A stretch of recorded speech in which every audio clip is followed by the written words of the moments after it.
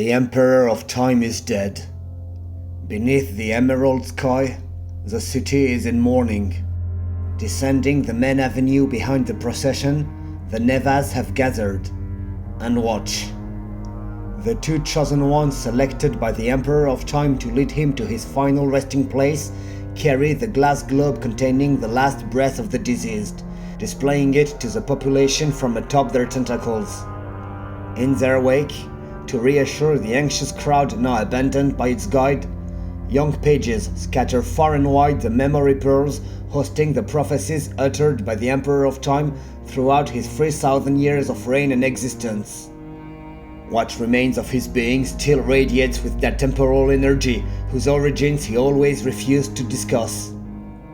He had seen the curvature of space and time, and his warnings, his messages for the future, were the foundation upon which the Nevas had built a civilization for so long.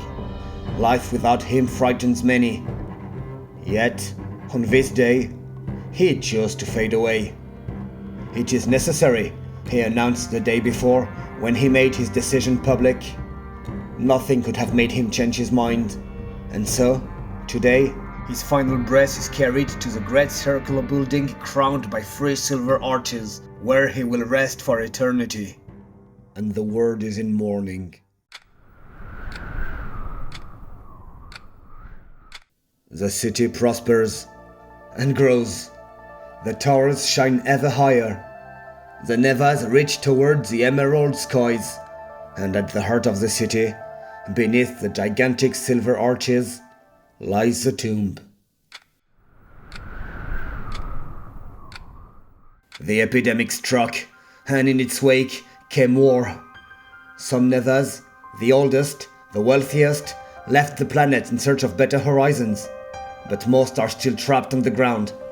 In the great city, as well as in the colonies across the world, death creeps and strikes. And beneath the silver arches, the tomb is forgotten.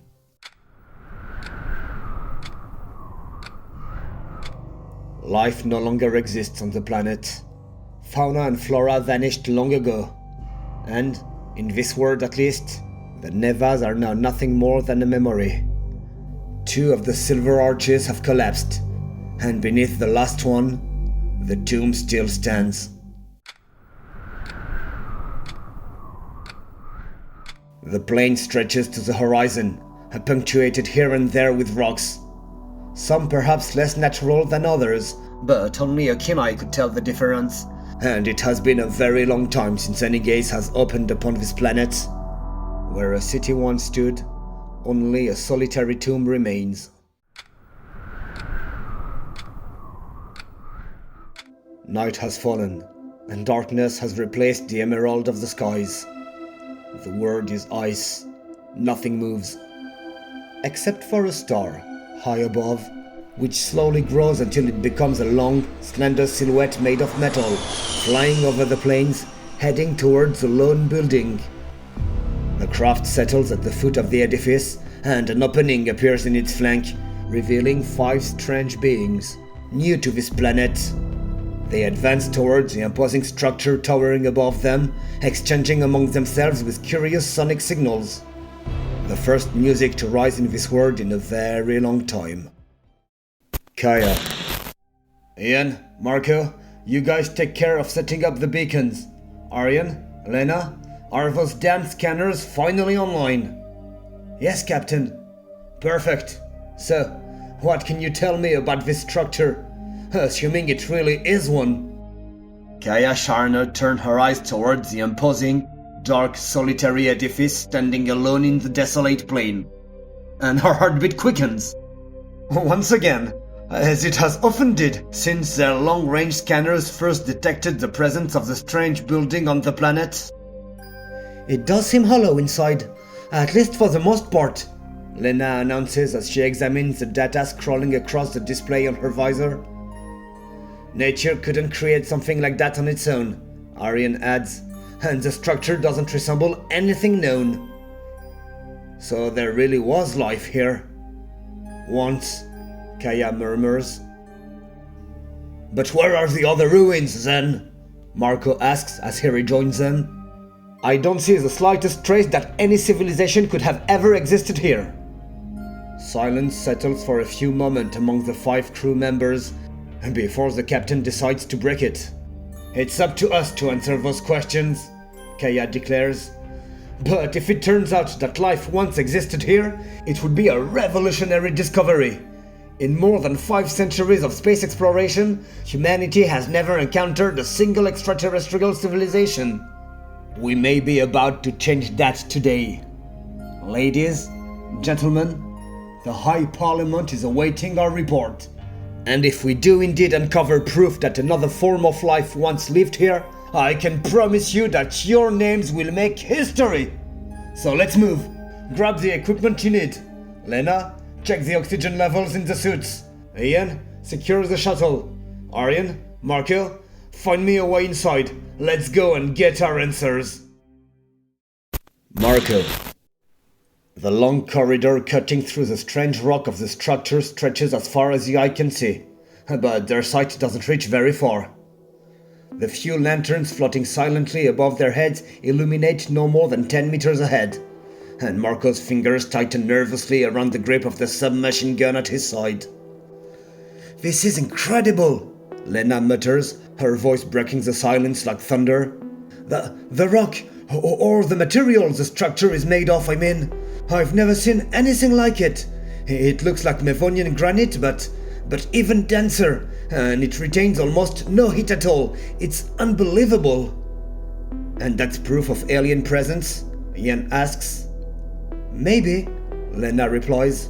"In any case, I sincerely don't think nature could have forged something like that on its own." "Silence!" Kaya cuts in front of the group. "Listen!" They fall quiet, and all of them can hear the captain's radio crackling, as if someone was trying to reach them. Kaya presses a finger to her visor to ask for silence, and, a few seconds later, her voice rises, faint, distant, and barely audible. "I found... it's with that... I'm alone." "It sounded like my voice," Aryan mutters. "Probably interference," Lena notes. "I wouldn't be surprised if the structure's material disrupts radio waves. It's likely one of the messages we sent since arriving that got trapped bouncing between the walls." Speaking of walls," Kaya intervenes. Marco turns and follows the captain's gaze, discovering an intersection a few steps ahead. The first one in the straight corridor they had been walking through since entering this damned rock. "An intersection, and almost at a right angle!" Aryan exclaims. "It may seem trivial, but this is probably the clearest evidence yet that we're in a place shaped by intelligence. Or at least by design." Kaya grunts, hesitant. Then, after a few seconds of thought, she turns to Lena. "Move up a few meters down the left corridor, light the way, and report what you see." Lena nods, grips her weapon with both hands, and gives the brief signal to one of the lanterns lazily floating around them to link it to her ID. Then, she starts walking, and silence settles once more. "Lena, do you read me?" Kaya asks over the radio after a few seconds. "Yes," Lena replies, her light barely visible about 30 meters down the corridor. "But so far, nothing of note, really." "Good, come back," Kaya orders. "We'll check the other side." "Copy that. Turning back, hoping we'll find more exciting things on the other side." Lena's lantern, far down the corridor, goes dark as abruptly as her voice, and silence rushes us back in. "Lena? Lena!" Kaya finally calls out. "Do you read me? Lena!" Shit, Marco growls. "What the hell? What happened to her?" "Lena, respond!" Kaya insists. "Alright, okay, everyone, together this time. Let's go and see what's up. Aryan, Ian, Marco, with me." Without looking back, Kaya runs down the corridor, immediately followed by Ian. Wait, give me a second!" Marco gasps, caught off guard.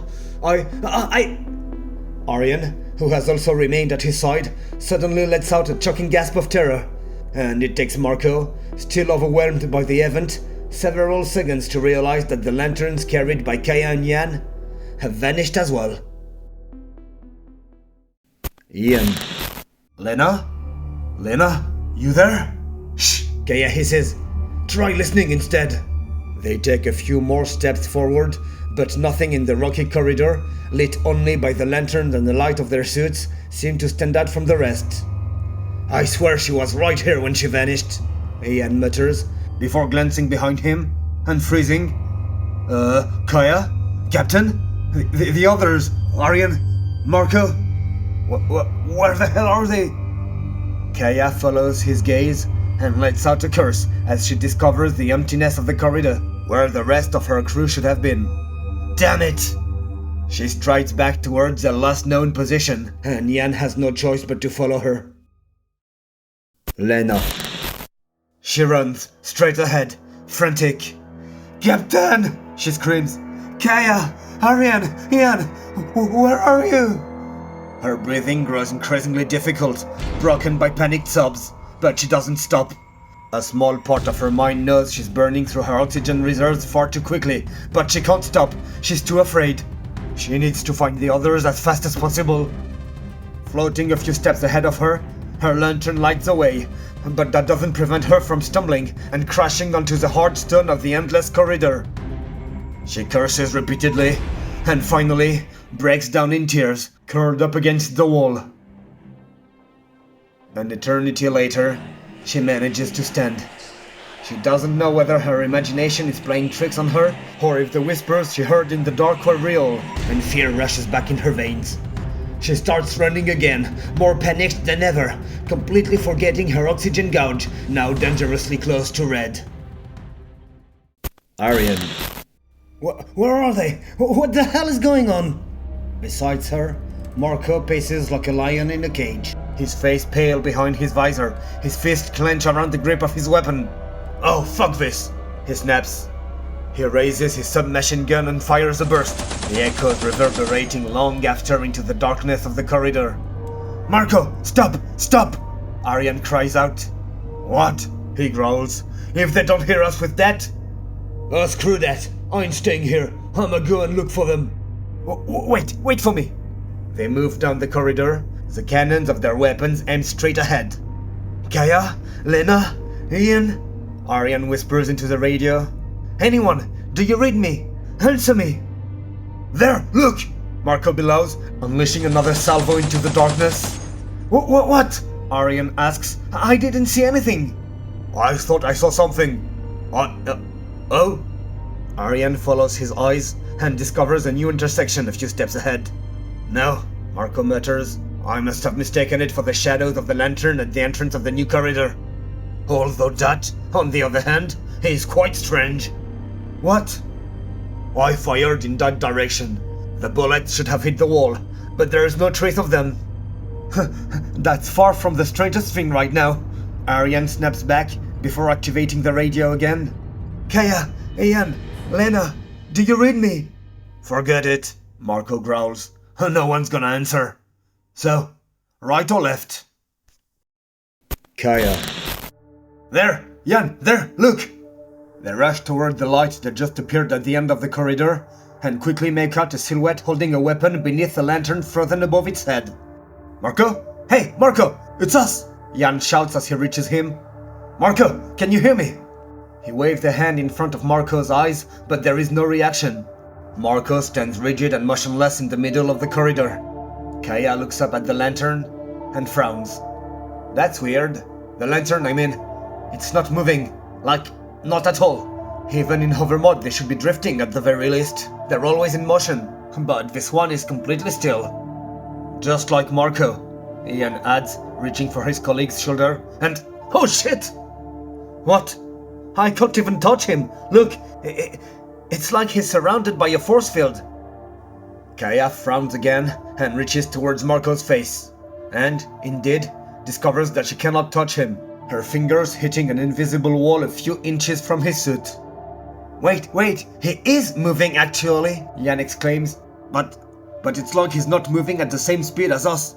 Look at his eyelids, like, really look at it, like an old clock from the old times. Look! Kaya does, fixing her gaze on Marco's eyes. Long seconds later, she notices an infinitesimal change.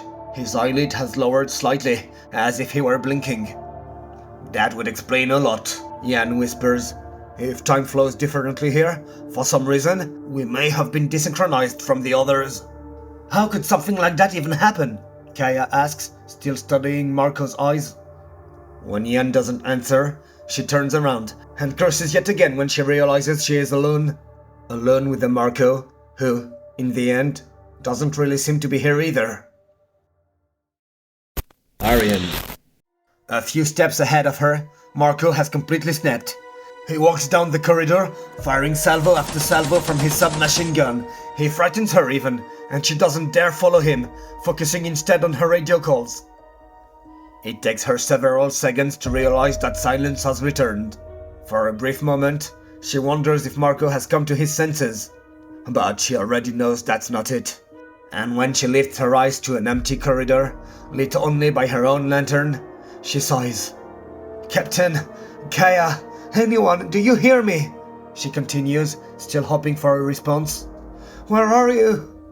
Summoning her courage, deciding that nothing worse could possibly happen, she moves forward down the corridor, taking the opposite direction from Marco, continuing her radio calls, until she trips over a dark shape on the ground.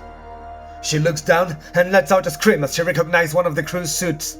She drops to her knees, turns the body over, and screams again when she sees the empty eye sockets on the skull staring back at her accusingly, as if it had been lying here for months.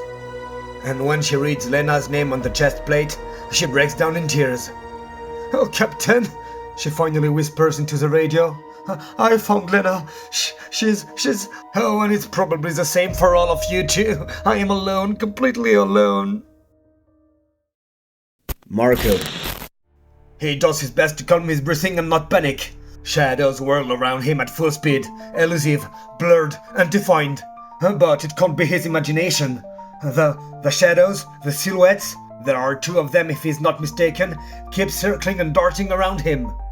He raises his weapon, but before he can aim, one of the shadows seems to vanish, and the second evaporates in its wake. Long seconds later, his breathing comes back to normal. And, determined to get out of here, he keeps on walking. A few steps later, he reaches another intersection, and a surge of hope runs through him when he sees the light spinning from around the corner, quickly accompanied by voices he knows all too well. There, look! And a burst of gunfire. Marco screams as one bullet shatters his visor, missing his face by just a few inches. Another bullet lodges in his neck, and a third slams into his chest plate. What? I didn't see anything. I thought I saw something. Oh? Marco drops to his knees, blood pouring from his mouth and the hole in his throat. He can no longer breathe, and he collapses to the ground.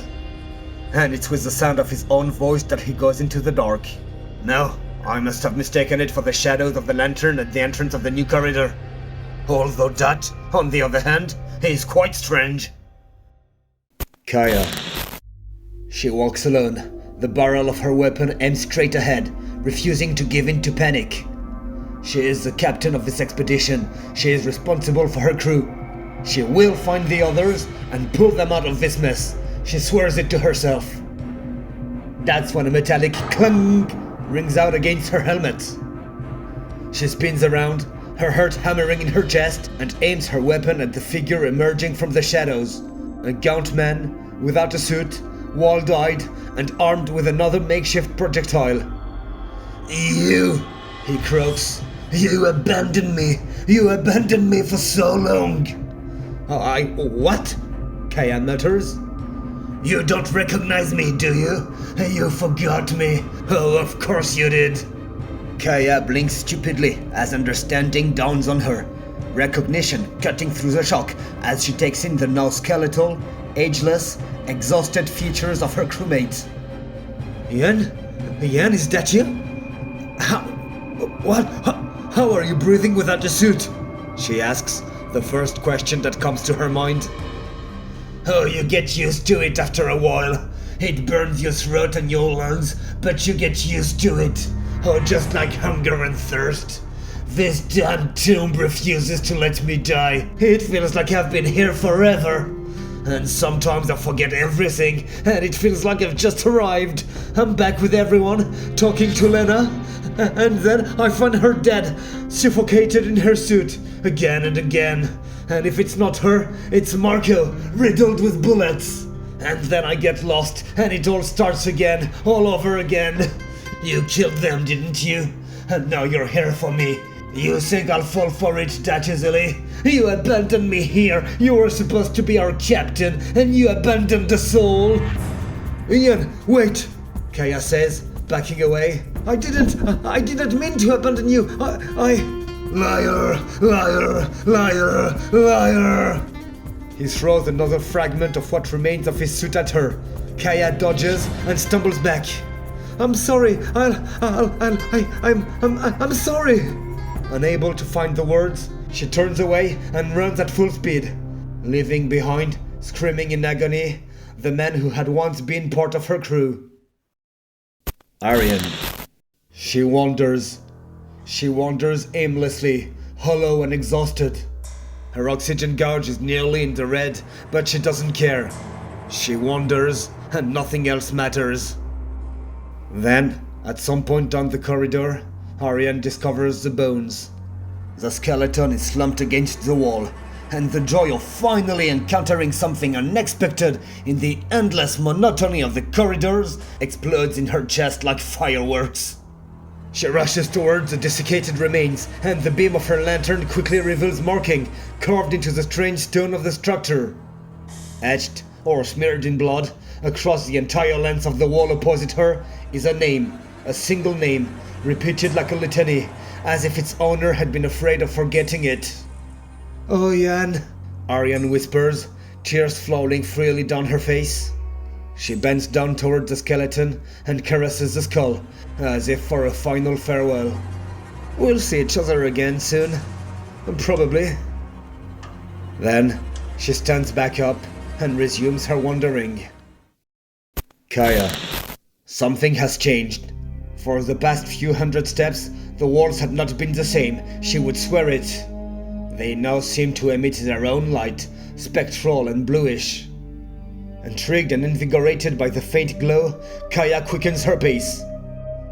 Moments later, she emerges into a new space, a circular chamber, and at the center of it rises a strange silver column. She lifts her head, heart pounding, and discovers an opening high above in the dome crowning the chamber. A tear appears even at the corner of her eye as she gazes upon the cold, distant stars. Overwhelmed by a surge of hope she struggles to contain, she immediately reactivates her radio, fingers crossed, hoping to finally get a signal. She nearly collapses to her knees when the connection links with the landing shuttle left outside the structure. With trembling fingers, she activates remote piloting and orders it to position itself above her location. From where she stands, she cannot tell whether the opening is wide enough for the shuttle, but at worst she can deploy a winch. She's going to make it. She's about to get out. She's almost there. A few endless seconds later, a shadow eclipses the stars, and she bursts into laughter as she recognizes the familiar silhouettes. But as she's programming the controls, the silver column at the center of the chamber suddenly begins to vibrate. Kaya frowns, hope turning to panic. She backs away as what looks like a vortex of shadow and light erupts from the column, surging towards the shuttle, expanding rapidly and flooding the circular chamber. Kaya rushes towards the corridor, but she isn't fast enough, and the wave crashes over her. For a few seconds, the world is nothing but darkness and dancing lights. Then, her vision snaps back into focus, revealing a strange forest of tall, slender trees, their foliage more blue than green beneath an emerald sky. Arian. The ground vibrates, and Arian glows. Finally, a change in this endless boredom.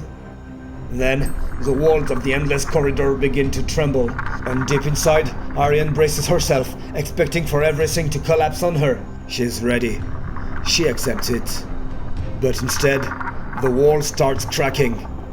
Slowly at first, and then faster and faster. Arian watches, not fully understanding what she's seeing, as the structure around her suddenly seems to be caught up by time itself.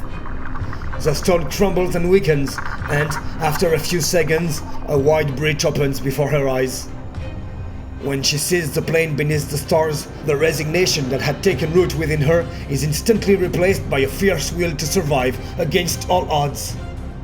She rushes towards the opening and lets out a cry of relief, hope, and fury as her boot once again step onto the wild, uneven ground of the planet.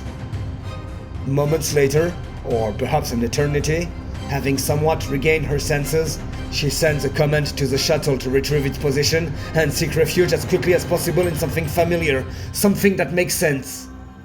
But no one answers. No human voice, no signal.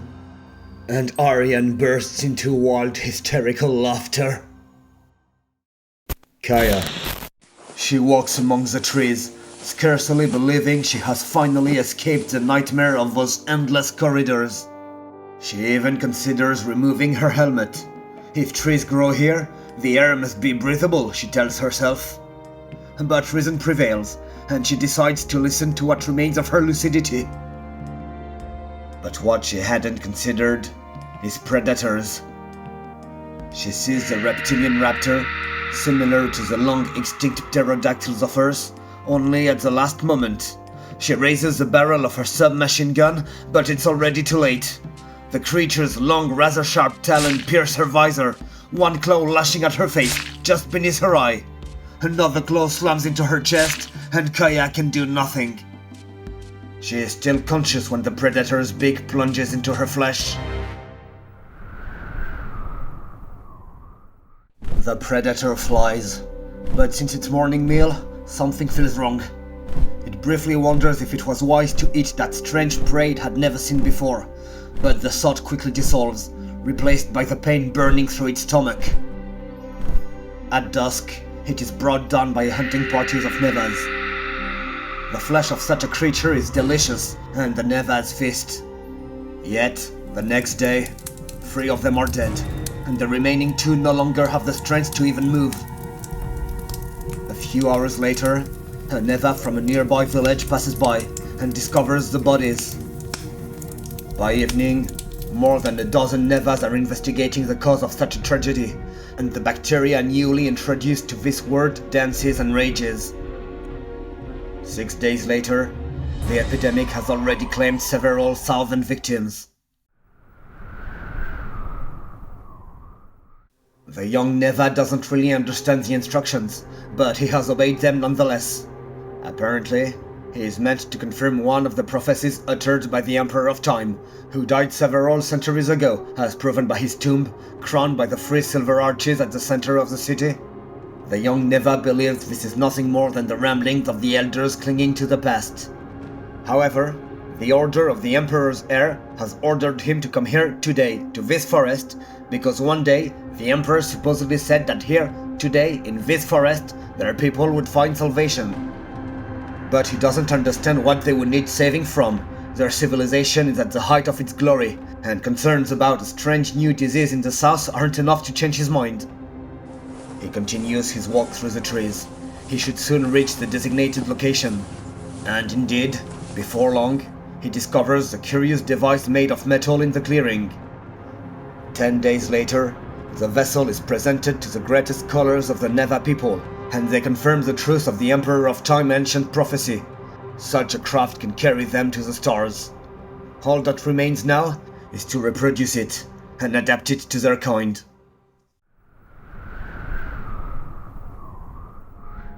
Long ago, the Emperor of Time knew. He had seen the curvature of space and time. He is ancient and eternal.